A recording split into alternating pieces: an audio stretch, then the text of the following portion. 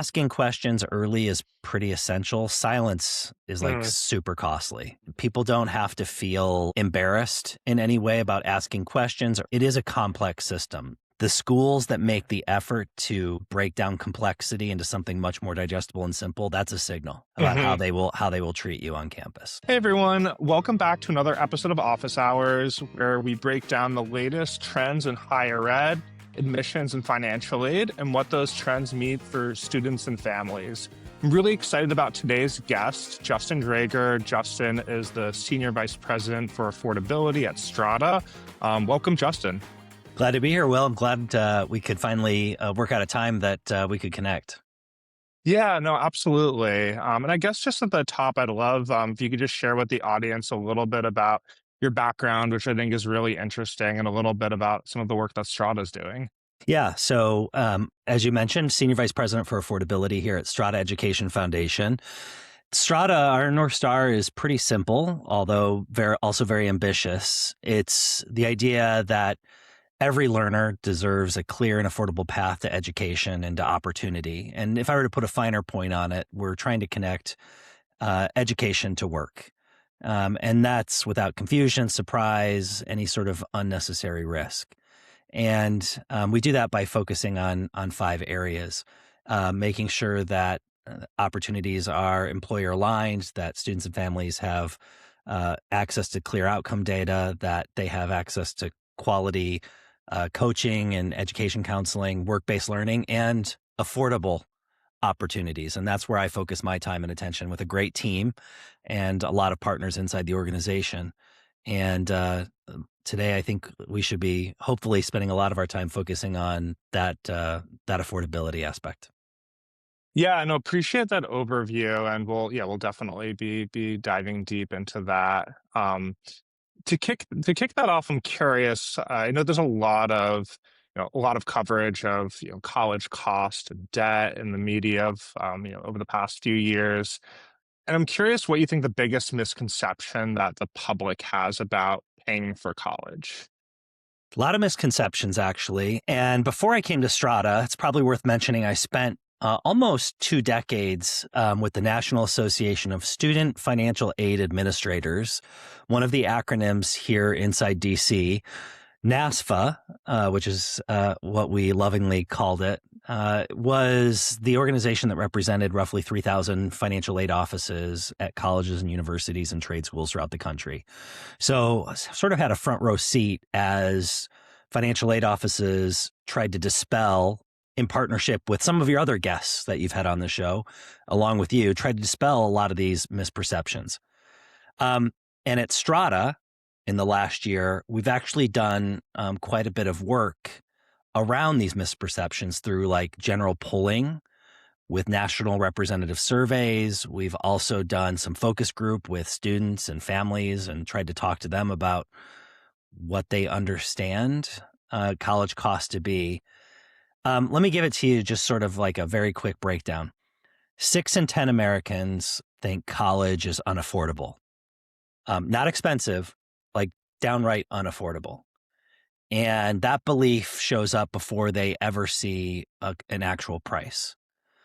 When we press them further and ask them, well, how much do you think it costs to go to a 4-year public in-state school or a 2-year public school, like a community college? Most, over half, almost 60%, are also saying, are overestimating what it actually costs in tuition and fees to go to that school. So all of that together creates sort of a self-selection problem. So we have people who believe it's unaffordable, and then when you try to press them on how much do you think it costs, they are overestimating what it would actually cost them. And that self causes them to self-select out of post-secondary education entirely. So families, we find, are fixated on sticker price, which I know you've talked a bit on this podcast about. That's different than the price students and families will pay. It's a very complicated system, unfortunately. Price is then often mistakenly equated with quality. That's another misperception. When price, sticker price in particular, frequently reflects institutional strategy, not educational value. And financial aid itself is often very complicated, often misunderstood. And we're dealing with a multi-payer cost-sharing system, which doesn't make things easier for students and families. So there's a lot of misperceptions in there around, particularly around cost and value.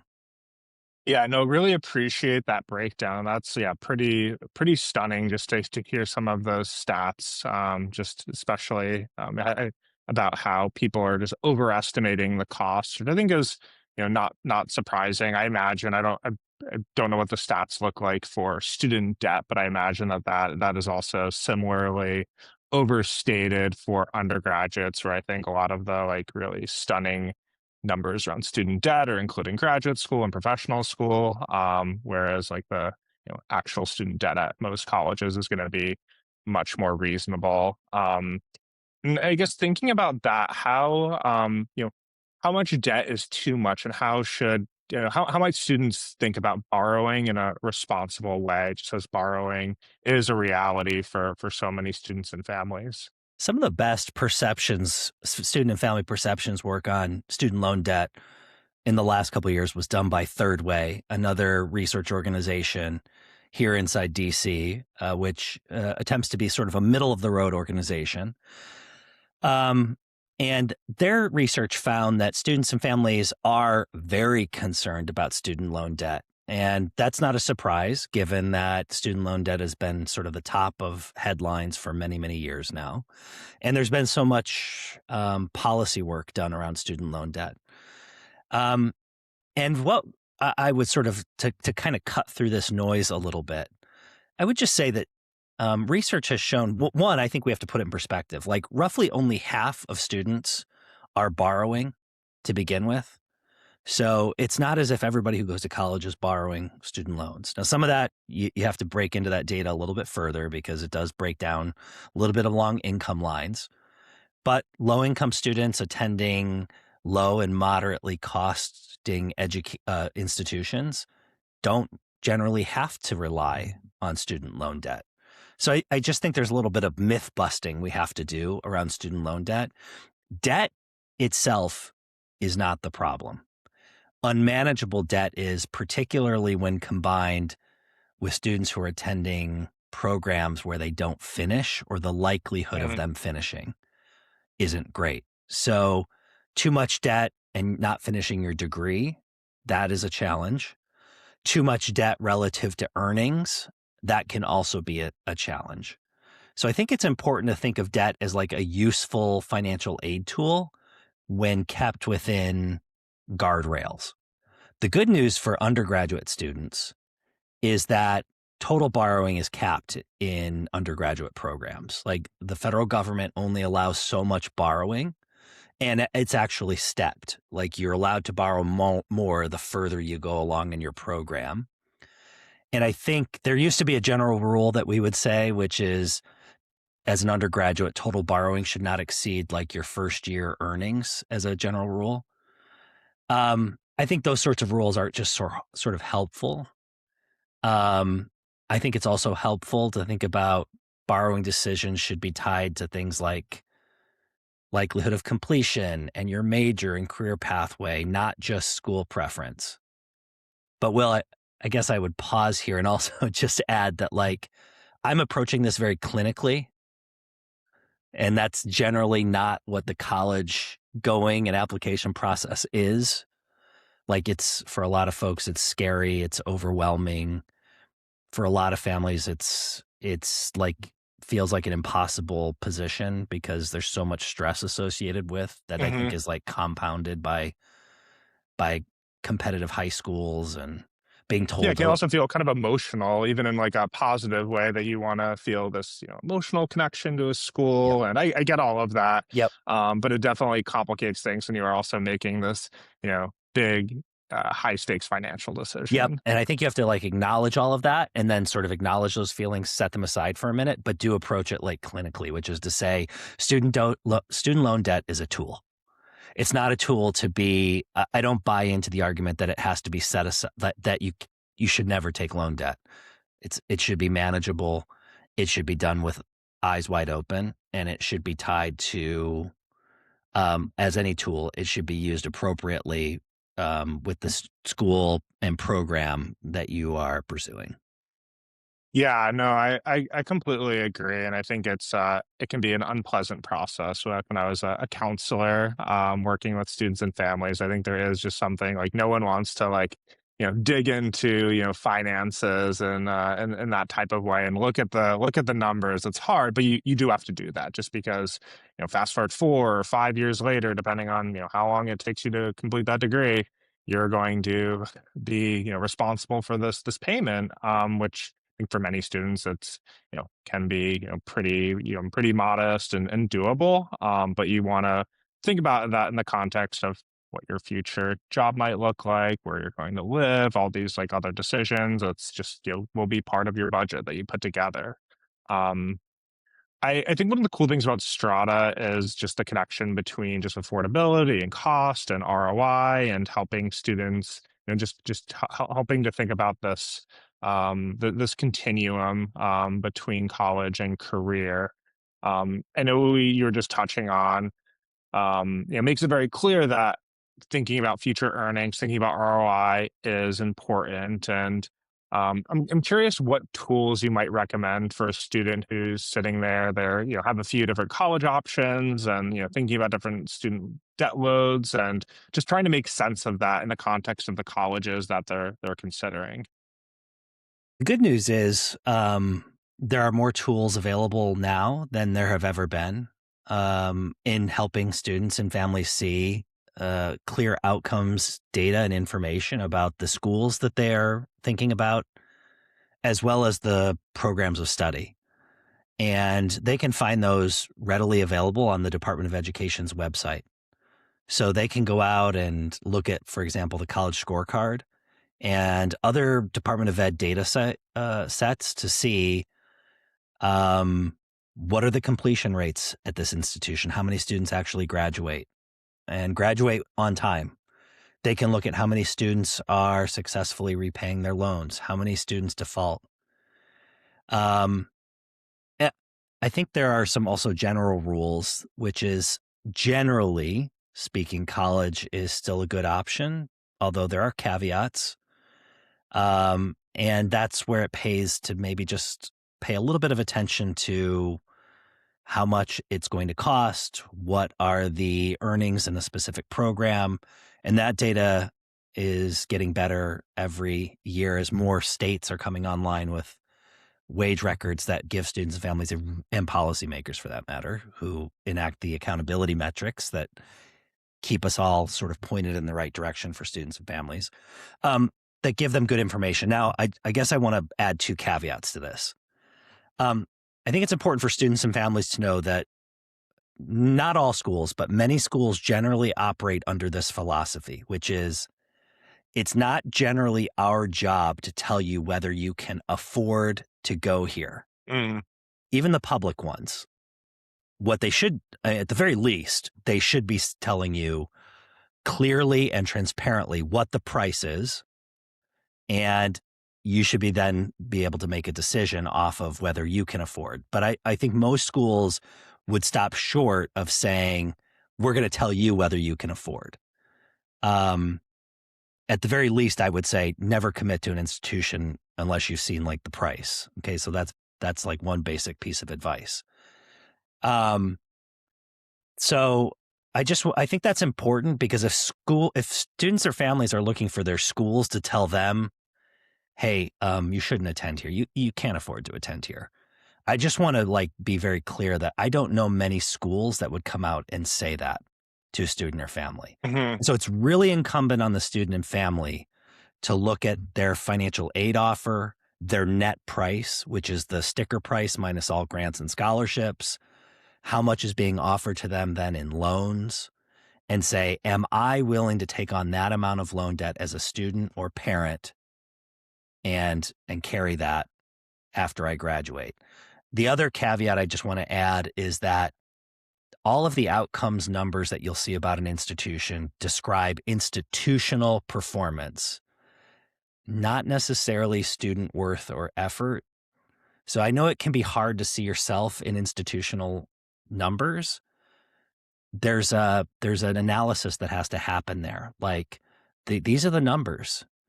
If many students aren't graduating or graduating on time, and you see a high percentage of students that aren't repaying their loans or are defaulting, that is an indicator. Doesn't necessarily, it's not an indicator of you or your worth or your effort, but it is an indicator of something at that institution. And I think the student and family has to weigh that.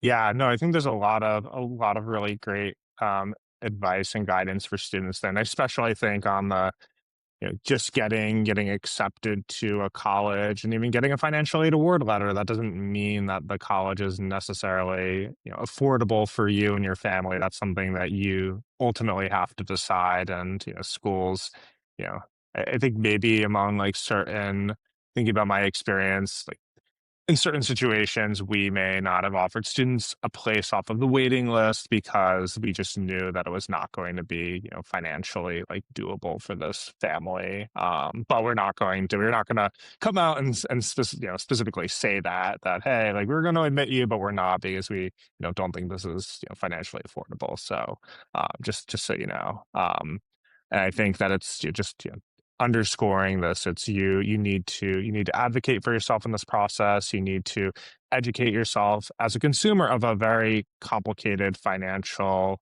decision, which is tough. And I think one of my biggest pieces of advice, I think something that students uh, you know don't do as frequently as they should, is pick up the phone and call the at a college you've been admitted to, talk to someone in the financial aid office. These people are so helpful.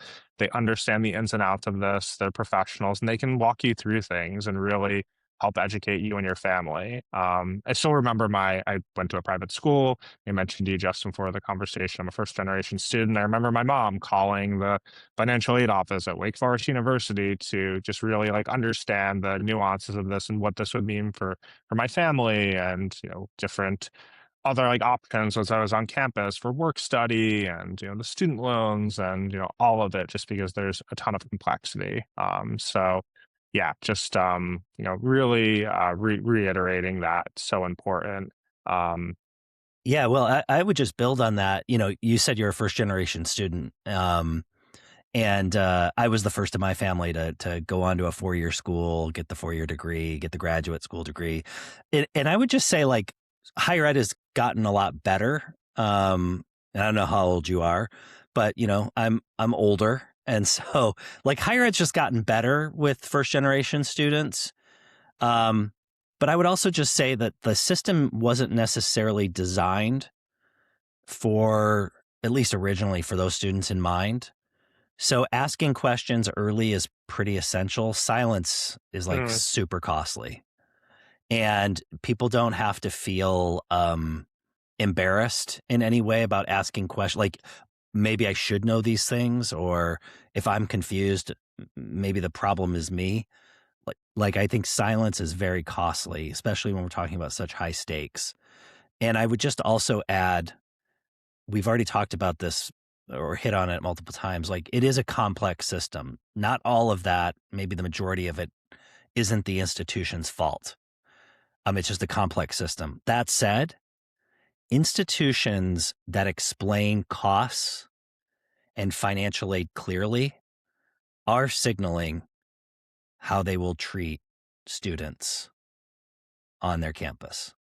So I know a lot of great financial aid offices and admissions offices, just like you do, Will. And the schools that make the effort to break down complexity into something much more digestible and simple, that's a signal about how mhm. they will treat you on campus. No, absolutely, and yeah, definitely echoing. I think just the system has become more and more accommodating and accessible. I think even just I was went to college like pre net price calculator, which is just kind of like wild to think there's a time when you truly could not get like an estimate as a student before you applied for aid. And I think the net price calculator is just to plug that, is such a valuable tool for all students, but I think particularly low income, first gen, middle income students who are cost conscious and a little bit worried about the price of college, particularly at some of these high sticker price institutions that may be much more affordable than they think. I guess to segue, I'm curious, Justin, from your perspective, if a student has like fallen in love with one of these really, a school that might be looking at the sticker price, it's 80, $90,000. That just seems like just unimaginable to pay. What advice would you have for that student? Maybe they're like a high school junior who's like kicking off their process right now. Yeah, well, first I would say one, when you're thinking about the college application process, fit is the word that I always think about, and financial fit is one of those pieces of fit that you'd want to think about. So fit overall. So when you're thinking about falling in love, think about the financial fit as well. So that should be one component. And for some people, it'll be a really large component, and some people will think about everything but the financial piece. But I would say it should be part of it regardless. So I would think about that. Second, don't self-select out before seeing the net price. And often you can't get to the net price until you apply for financial aid. That would mean filing a FAFSA, the free application for federal student aid, and at some schools, particularly private nonprofits, but sometimes at publics as well, that's going to mean an additional institutional application or something like the CSS profile, where the institution will then use that to determine what other institutional scholarships and or discounts that it can offer you. And then three, if you are in a position to compare, actually look at side-by-side net prices across schools. Don't get caught up in how much aid you're being offered. Ultimately, that doesn't matter. What matters is the net price. That's what your out-of-pocket costs are going to be. That's, it's how much you're financing. It's the cash out of hand. But that's the financial fit piece. There are some subcategories I would put under that as well, which is how predictable the price will be from year to year, not just in year one. How many of your scholarships are renewable? How many of those grants are renewable? Some of that's outside the school's control, like if they're federal or state grants, but predictability is the other piece of the equation. So that's what I would say about the financial fit. Don't self-select out. Get to that net price and then compare net prices across institutions if you're doing comparison shopping. I know that's not all students are doing that. For a lot of students, it's like, what are the schools in my backyard? Can I even afford those schools? And even there, apply for financial aid, see what the net price is before you opt out of higher ed altogether.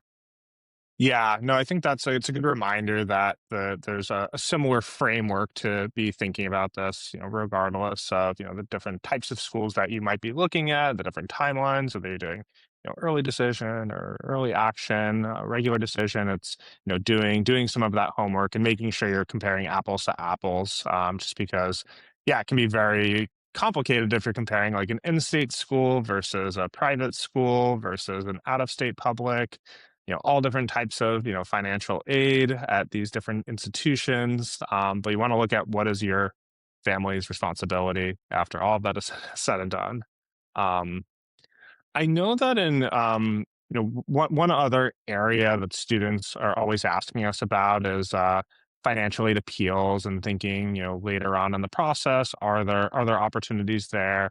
I think this can be one area where there, are some, there's a right way of doing it. I think there's some bad advice for students. So I'm curious, just especially given your background, how you might think about that as a student and when it might make sense. Yep. So let me break this into maybe a couple parts. The first I would ask is, if you're thinking about an appeal for more financial aid, I would first start and ask yourself, why am I appealing? And I would get very clear on what it is that you're appealing.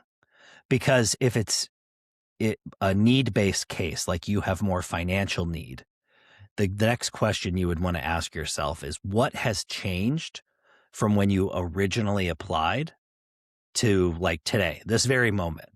Because usually when you're applying for financial aid, you're using past financial information that might be 2 years old or even 1 year old, depending on what the institution asked for. And has something changed? Did you experience a job loss, some sort of salary reduction? Has something changed in your assets if we're talking about an institutional application or a CSS profile? So what has changed that the school should reconsider? Um, and that's just going to be when we're talking about need-based financial aid. Now, if you've been Mhm. offered a merit scholarship and you want to appeal because you don't feel as though the institution has taken into account the full breadth or depth of your merit, that is a very different appeal process and probably wouldn't necessarily be handled by the financial aid office. That might be handled through your admissions or another office on campus. I generally don't handle the latter. I generally Mhm. handle the former, which is the financial need piece. I would say what's not helpful is general feelings or sentiments of entitlement, that debt levels alone, or emotional appeals without offering new information or justification. So keeping it squarely focused there, on like, this is the new information I have to share, or you didn't have the full information or something has changed. That's what's most helpful. Will, you came from the admissions world. Do you have anything to share? Yeah, I think I agree with the sentiment of building the case. And every college, I guess, is going to do things a little bit different. So I think it is good to inquire what the process looks like. I was at a small liberal arts college where we had a committee and it was part admissions, part financial aid as we were considering these holistically. Definitely knows, like many schools, where merit is admissions, financial aid is financial, need-based financial aid is financial aid. Yeah, I think building a case, I think, um, definitely good to, I think it's good to advocate for yourself. But, you should do it in a, thoughtful, respectful way. And I think, advocating for yourself, that like it can be a little bit of time, writing a note, a letter, an email, and that, you might get a appeal in your favor, and that can be, that's, it might be, if it's $5,000 a year, you get an additional merit scholarship over 4 years. Like that's like pretty good use of pretty good use of your time.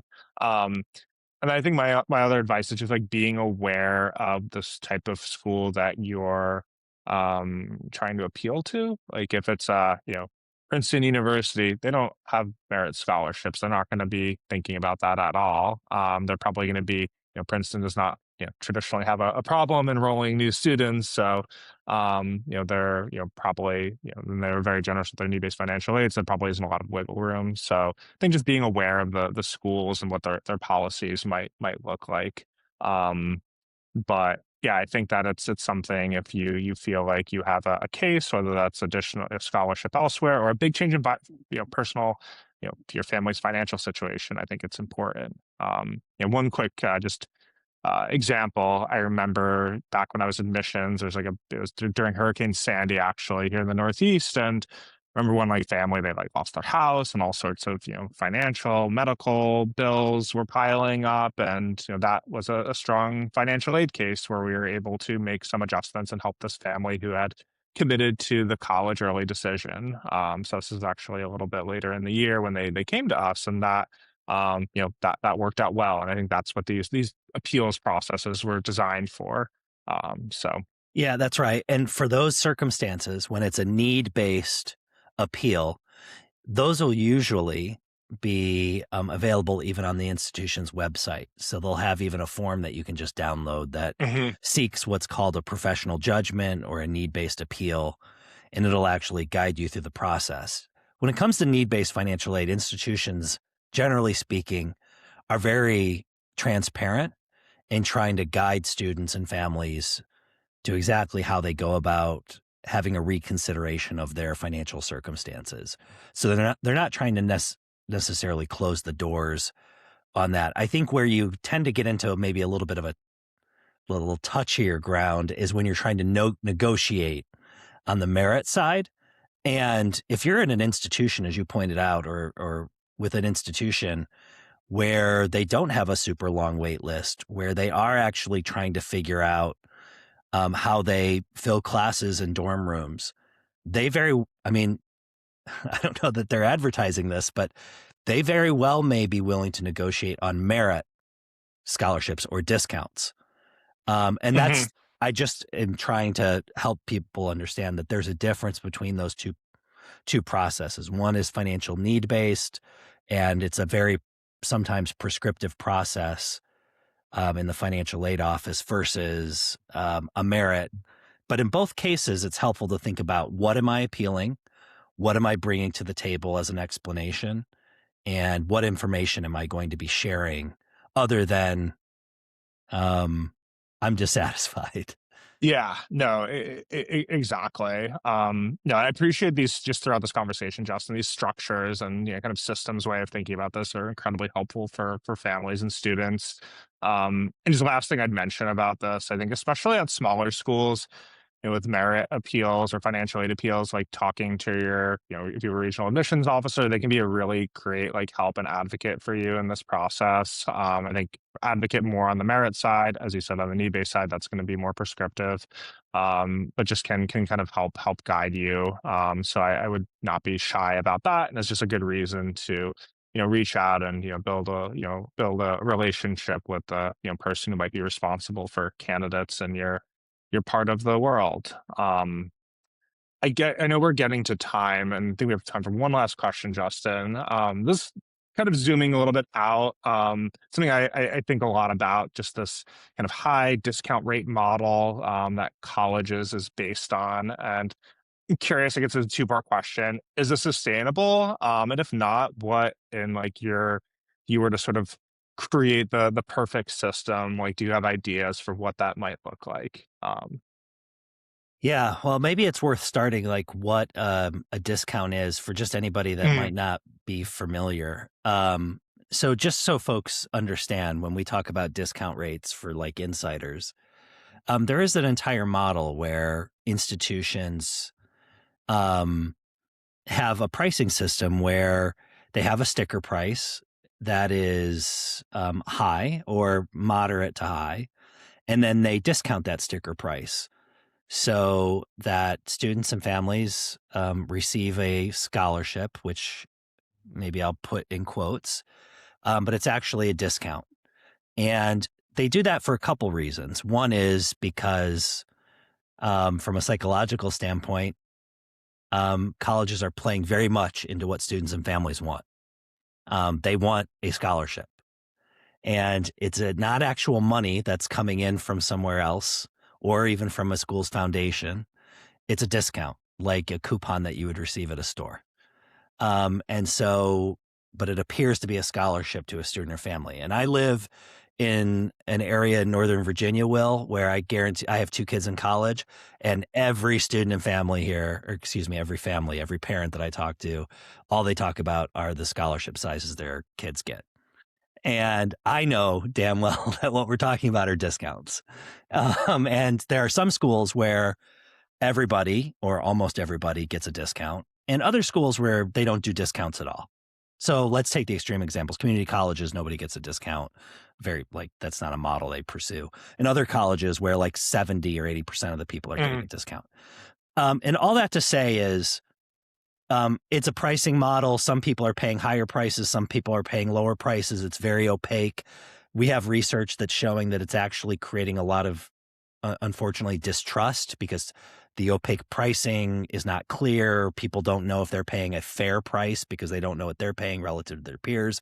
It doesn't appear to be based on financial need. And so it's actually creating a lot of complexity. You asked about institutional sustainability. And the short answer is for some schools, it is not sustainable.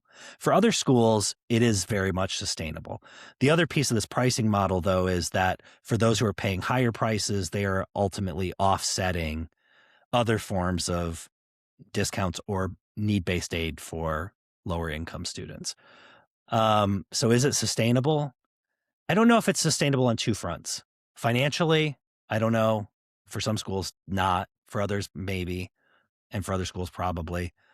It's also not sustainable, I don't think, from like a public trust standpoint, because when you ask people like, what does higher ed pricing remind you of? It's not like it's not very positive. People cite like healthcare, Yeah. airline pricing, used cars. These are not pricing models that anybody wanting to like engender good feelings with a consumer would immediately cite. That's not all higher ed's fault. It's not all institutional fault, but I think it speaks to like the complexity we've built in. And it's a business model that's here to stay to some extent. But how do we work with that to create a more transparent, simple, trustworthy system for students and families? I think is like the multi-billion-dollar question that you and I can solve in another podcast.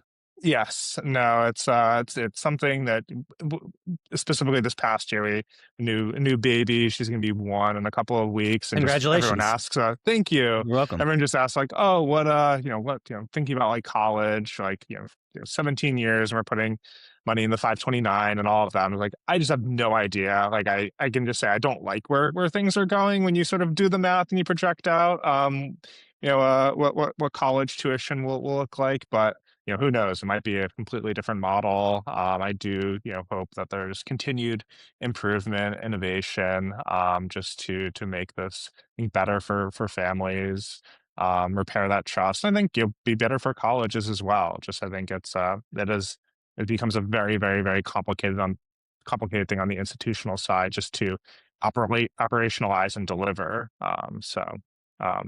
Well, appreciate the time, Justin. Thank you so much. I think there's a lot of great advice in here for students. And again, I really, really appreciate you breaking down some of these complicated topics into, I think, really great structures and systems for families to wrap their head around.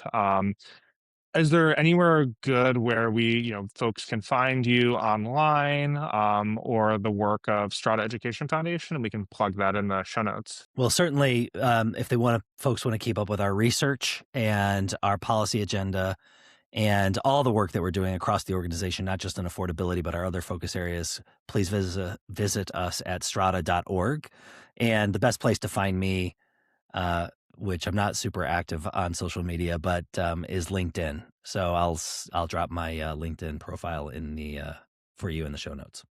Awesome, Justin. Well, hope you have a great rest of the day, and thanks again for joining us. Happy to be here. Thanks. Thanks, everyone, for tuning in to another episode of Office Hours with Will Geiger. If you're a student or parent, don't forget to check out app.scholarships360.org, where you can sign up for our free scholarship matching platform. For colleges, we've got solutions to make your work easier, which you can check out at connect.scholarships360.org. And one last thing, if you or someone you know would make a great guest on the show, I'd love to hear from you. You can always reach me by email or on LinkedIn. Until next time, thanks again for listening.